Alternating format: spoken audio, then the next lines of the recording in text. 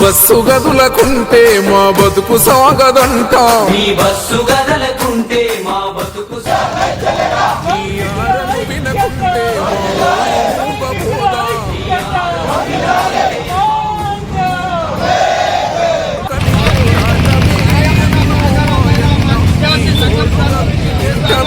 తీసి డ్రైవర్ అన్నా నీది ఆకలి పోరాటమే అన్నో మాయన్న నీ తోడుగా మేముంటమే ఆర్టీసీ డ్రైవర్ అన్న